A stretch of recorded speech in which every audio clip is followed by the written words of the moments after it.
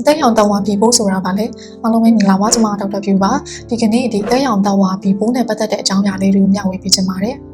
အသက်ရောင်တောင်ဝါပြီပိုးဆိုတာကတော့သူ့ရဲ့နာမည်တိုင်းပဲပေါ့နော်အသက်ကိုရောင်စေတယ်တချို့လူတွေမှာအသက်ရောင်တောင်ဝါပြီပိုးကူးခံရတယ်ဆိုလို့ရှိရင်တော့သူ့ဟာသူခန္ဓာကိုယ်ကနေဒီခန္ဓာကိုယ်ရဲ့ခုခံအားနဲ့နိုင်ပြီးတော့မှပျောက်သွားတယ်ပေါ့နော်တချို့လူတွေမှာကျတော့နာတာရှိအသက်ရောင်တောင်ဝါဖြစ်သွားတယ်အဲ့လိုမျိုးအသက်ရောင်တောင်ဝါကနေမှအသက်6တာတို့ပြီးလို့ရှိရင်အသက်ပျက်စီးသွားတာတို့အသက်ကင်ဆာတို့ကိုပြောင်းသွားနိုင်တယ်ပေါ့နော်ဘယ်လိုကူးစက်နိုင်တယ်လဲပေါ့သူကတော့အဓိကကဒီသွေးနဲ့ခန္ဓာကိုယ်ရဲ့ဒီအရည်တွေကနေပြီးတော့မှကူးစက်နိုင်တယ်ပေါ့နော်ကြည့်ပြီးဒီမိခင်မှာဒီပိုးရှိတယ်ဆိုရင်ကလေးကိုမွေးတဲ့အချိန်မှာကလေးကိုကူးသွားနိုင်တယ်နောက်တစ်ခုကကြတော့ဒီလင်မယားအတူနေတဲ့အချိန်မှာလည်းကူးနိုင်တယ်ပြီးလို့ရှိရင်ဒီအက်တွေပေါ့နော်အက်တွေကိုတူတူသုံးတာပစ္စည်းတွေတူတူသုံးတာကနေမှကူးနိုင်တယ်ဥပမာဆိုလို့ရှိရင်တော့ဒီသွားတိုက်တန်တို့မိုးစိတ်မိုးရိတ်တဲ့ဓာတ်တို့ပြီးလို့ရှိရင်ဒီလက်သေးညက်တို့အဲ့ဒါတွေအတူတူသုံးတာကနေလည်းကူးနိုင်တယ်နောက်တစ်ခုကကြတော့ဒီပိုးရှိတဲ့သွေးကိုသွင်းမိတယ်ဆိုရင်လည်းကူးနိုင်တယ်ပေါ့နော်ဒါပေမဲ့အခုခေတ်မှာတော့ဒါနည်းနည်းရှားသွားပြီပေါ့နော်သွေးသွင်းမယ်ဆိုလို့ရှိရင်ပိုးတွေပါတယ်အကုန်လုံးစစ်ပြီးမှအခုကသွင်းတာဆိုတော့လေဘယ်ကနေမကူးနိုင်ဘူးလဲဆိုလို့ရှိရင်တော့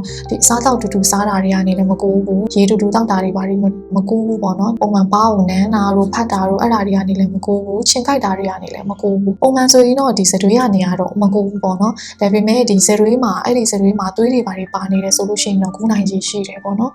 အသက်ရောင်တောင်ဝါပြီပိုးရှိနေတယ်ဆိုလို့ရှိရင်ဘာလက္ခဏာတွေပြသလဲပေါ့နော်။များသောအားဖြင့်ဒီအသက်ရောင်တောင်ဝါပြီပိုးရှိနေတဲ့လူတွေမှာတော့ဘာလက္ခဏာမှမပြဘူးပေါ့နော်။ကြည့်ရလက္ခဏာပြတယ်ဆိုလို့ရှိရင်ဘာတွေပြသလဲဆိုလို့ရှိရင်ပြင်ပန်းလွယ်တယ်ပေါ့နော်။အားမရှိဘူးအဲ့ဒါတွေဖြစ်တယ်။ပြီးရင်ဖျားမယ်။အစားတောက်ပြတ်မယ်၊ပြုတ်မယ်အန်မယ်။ပြီးရင်ဖိုက်နာတာတွေဖြစ်တတ်တယ်။ပြီးစီးရောင်ကလည်းရင့်လာတာတွေရှိတယ်။ပြီးရင်အသားဝါတာတွေဖြစ်လာတယ်ပေါ့နော်။လူတယောက်ကိုဒီတိုင်းကြည့်လိုက်ရုံနဲ့ပေါ့နော်သူ့စိတ်မှာပြီပိုးရှိလားမရှိလားဆိုတာမသိနိုင်ဘူးပေါ့နော်ဘာလို့လဲဆိုတော့များသောအားဖြင့်ပြီပိုးရှိတဲ့လူတွေကဘာလက္ခဏာမှမပြဘူးပေါ့နော်ပြီပိုးရှိမှဘယ်လိုသိနိုင်မလဲဆိုလို့ရှိရင်ဒီတွေးစစ်လို့ရတယ်ပေါ့နော်တွေးစစ်တာကလည်းနေရာတကာမှာရတယ်အလွယ်တကူရနိုင်တယ်ပေါ့နော်အဲ့ဒါဆိုတော့လူတိုင်းစစ်ကြည့်တင်တယ်ပေါ့နော်ကယ်၍စစ်ကြည့်လိုက်လို့ပြီပိုးမရှိဘူးဆိုလို့ရှိရင်တော့ကာကွယ်ဆေးထိုးထားတင်တယ်ပေါ့နော်ပြီပိုးကိုဘယ်လိုကာကွယ်လို့ရမလဲပေါ့အဲ့တော့အကောင်းဆုံးကာကွယ်နေရတော့ဒီ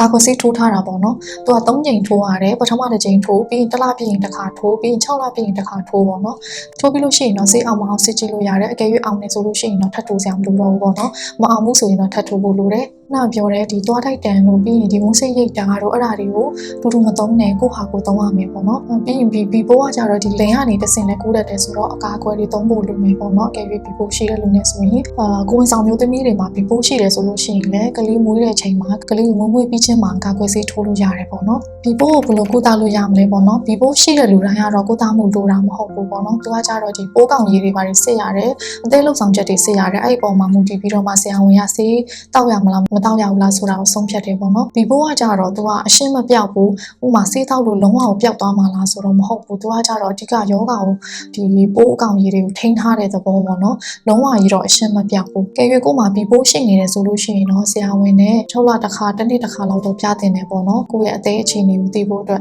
ultrasound တွေပါတယ်ရိုက်တင်တယ်ပေါ့နော်လိုအပ်လို့ရှိရင်ဆေးတောက်ရမယ်နောက်ဆုံးအနေနဲ့ပြောချင်တာကတော့ဒီဘီပိုးကအရန်အဖြစ်များတယ်ပေါ့နော်ကျမတို့မြန်မာနိုင်ငံမှာလည်းအဖြစ်များတယ်အဲ့ဒါကြောင့်မလို့ဘီပိုးရှိမရှိကိုစစ်တင်တယ်မရှိဘူးဆိုရင်ကာကွယ်ဆေးထိုးထားပေါ့နော်အကယ်၍ရှိတယ်ဆိုရင်လည်းဆရာဝန်နဲ့ပြပြီးတော့မှဆေးတွေပါတယ်တောက်ဖို့လို့မလို့ဆရာဝန်နဲ့တိုင်ပင်ပေါ့နော်ဒါကတော့ဒီနေ့ကျွန်မဒီဘီပိုးနဲ့ပတ်သက်တဲ့အကြောင်းအရာလေးကိုမျှဝေပေးလိုက်တာဖြစ်ပါတယ်